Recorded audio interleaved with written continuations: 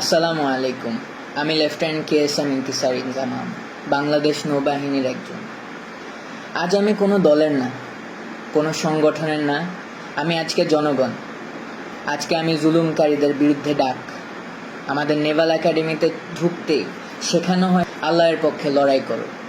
ধর্ম, বর্ণ, জাতি নির্বিশেষে সত্যের পথে, নীতির পথে, ন্যায়ের পথে রুখে দাঁড়ানো যেমন একজন মুসলিমের দায়িত্ব, তেমনি প্রত্যেক জনগণের দায়িত্ব। আজ আমি প্রত্যেক জনগণের জন্য সেই ডাক। আমার এই ডাক কতদূর যাবে আমি জানি না, তবে বন্ধ করানোর জন্য রাজাকার, BNP ইত্যাদি নাম দেওয়া হবে।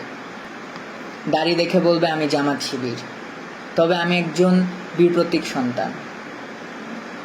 আমার বাবা আর্মিতে ছিলেন এবং মাননীয় প্রধানমন্ত্রী আপনার সাথেই SSF-এ চাকরি করেছেন। তবে জনগণ এইসব আর খায় না। Enough is enough. আমাদের দেশ আজ ভালো নেই। আমাদের জনগণ আজ আর্তনাদ করছেন। এই আর্তনাদ আজকের না, এই আর্তনাদ 2009 সালে যখন 57 জন অফিসার মৃত্যুবরণ করেন, খুন করে ফেলা হয়, মৃত্যুবরণ। এর মধ্যে ছিলেন আমার বাবার আর্মির কোর্সমেট, আমার বন্ধুদের বাবা এবং আরও অনেকেই। 1971 সালেও এত অফিসারের মৃত্যু হয় নাই। আজকে ছাত্র আন্দোলনের উপর যেই কিল অন সাইট অর্ডার দিয়েছেন, ওই দিন সেটা কই ছিল মাননীয় প্রধানমন্ত্রী? আজকে আমার এই প্রশ্ন সেই সকল অফিসারের পক্ষ থেকে যাদের চাকরি কেড়ে নিয়েছিলেন এক রাতের মধ্যে, এবং পর্যায়ক্রমে আরও যাদের চাকরি শেষ করে দেন।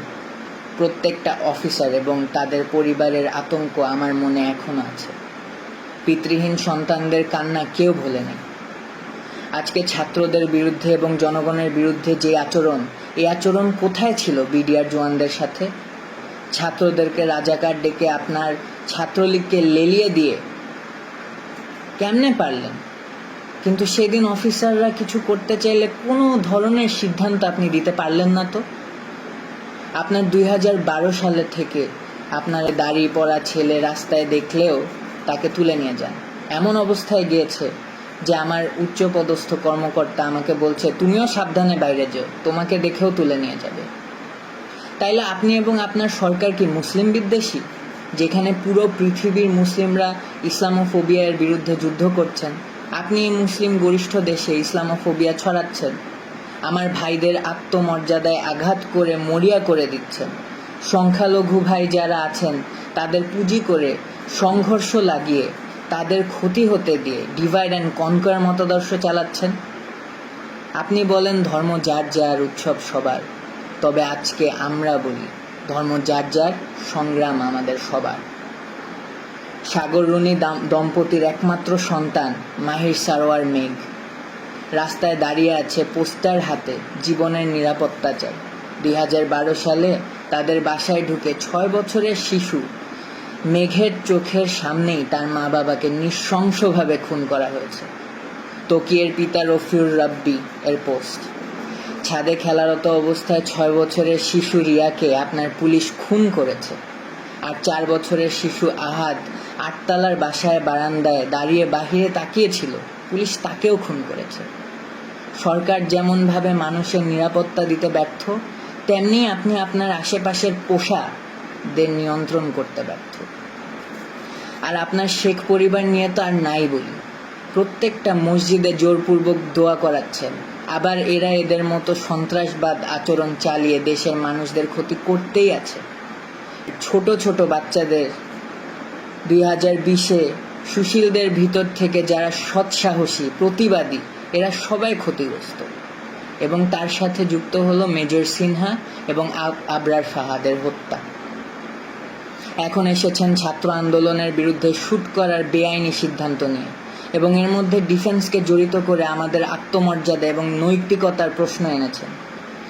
এই জন্যই আজকে আমি একটা জুনিয়র অফিসার হয়েও সকল সশস্ত্র বাহিনীর অফিসার এবং সৈনিকদের পক্ষ থেকে তীব্র প্রতিবাদ জানাচ্ছি। আপনার কারণে আজ সারা বিশ্বের সামনে আমরা লজ্জিত, এবং আমাদের ভাই বোনদের সামনেও আমরা সমালোচিত। ছাত্রদের ছোট একটা আন্দোলন, সেইটার উপায় না করে কেন আপনার এই গেদর লীগকে আমাদের ছাত্রদের উপর লেলিয়ে দিলেন? কেন? এখন আর এটা ছাত্র আন্দোলন পর্যায়ে নেই ম্যাডাম। আপনার এবং আপনার প্রসাদের সময় শেষ ইনশাআল্লাহ। আজ আমার বার্তা শেখ হাসিনার কাছে না, আজ আমার বার্তা সবার আগে আমার সৈনিক, নেভির নাবিক এবং এয়ারফোর্সের এয়ারম্যানদের নিকট। আপনারা আমাদের ভাই, আপনাদের শক্তিতে শক্ত 3 বাহিনী। আপনারা যদি চান জনগণের পক্ষে, আপনারা সবচাইতে বড় ঢাল। অফিসার আছে, চেইন অফ কমান্ড আছে, তবে এইসব বানানো কি দালাল রাজনীতিবিদের চাকরগিরি করতে? বীর সৈনিকদের এই কলিজা? আমি জানি যে আপনাদেরও ভিতর অনেক ক্ষোভ, সত্যের পথে দাঁড়াতে না পেরে। আজকেই সময়, এই হয় জনগণের পক্ষে অস্ত্র ধরেন অথবা ভুলে যান যে আপনি একজন সৈনিক। Sir, I am reaching out to all my seniors and juniors within the 3 forces. This is that historic moment, sir. This is when you choose the right side. Let's make a difference. Sir, আমি আপনাদেরকে একজন একজন করে rich করতে পারিনি, কারণ কার মনে কি সেটা বোঝা আমার পক্ষে সম্ভব না। আমার এই জন্যই বের হয়ে আসতে হলো, কারণ আমাদের মনের কথা কারো না কারো তুলে ধরতেই হবে। তার জন্য হলাম আমি বলির বকরা। সবাই আমরা সুসন্তান। আমি জানি আপনারা জনগণের পক্ষ যেতে দ্বিধাগ্রস্ত হবেন না। Either take power to assist the citizens of the nation to make things right.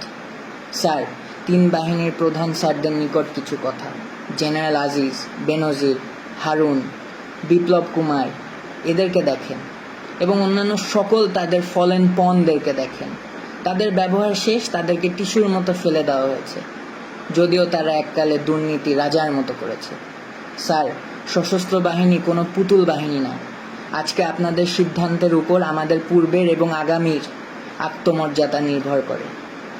স্বার্থান্বেষী সরকার কার স্বার্থে চলে সেটা আমরা সবাই বুঝি। তাই স্যার, দিন শেষে আপনারাই লুজার। কেননা আজ এই খুনি শোষকদের পক্ষে থাকলে দিন দুনিয়া দুইটাই হারালেন। আমাদের কাজ শেখ হাসিনার জন্য মূর্তি বানানো না, বা লেডিস ক্লাব চালানো না, বা সরকারের পক্ষে পাচাটা কর্মকাণ্ড করা না। যদি থাকতেই হয় তাহলে জনগণের পাশে থাকা। আমাদেরকে ব্যবহার করে করে আমাদের মধ্যে রাজনীতি যেভাবে প্রবেশ করিয়েছে এই সরকার, তার উত্তর দিতে হবে। অনুচ্ছেদ 45 হিসাবে সকল বাক স্বাধীনতা ফেলে দিয়ে বোবার মতো চললেও দিন শেষে আমাদেরও বিবেক আছে, ধর্ম আছে, আমরাও মানুষ। এটাই সেই সময় বিবেকের পক্ষে দাঁড়ানোর। এই সিস্টেম বদল আনতেই হবে। জাতি পঙ্গু হয়ে যাচ্ছে, যেটার পরিচয় আমরাই। আমরা এতটাই জিম্মি হয়ে গিয়েছি যে আমাদের ঠিককে ঠিক বলার ক্ষমতা নেই। আমাদের সম্মান, ঐতিহ্য এবং মূল্যবোধ তুলে ধরার সময় আজকেই। অবসরপ্রাপ্ত অফিসারদের প্রতি আহ্বান আমার, আপনারা অনেকেই সত্যের পক্ষে দাঁড়াতে চাকরি হারিয়েছেন, সম্মান হারিয়েছেন। আজকে গত 15 বছরের জবাব দেওয়ার সময় চলে এসেছে। জনগণের প্রতি আহ্বান আমার, 2009 গেল, আপনারা অফিসার না, তাই অফিসারদের মৃত্যুর পক্ষে সংগ্রাম করেন নাই। এরপর আবার 2018-তে ওরা এসেছিল 18-র কোটা আর নিরাপদ সড়ক চাই আন্দোলনের ছোট ছোট বাচ্চাদের, ছেলে মেয়েগুলোকে গুম খুন করতে।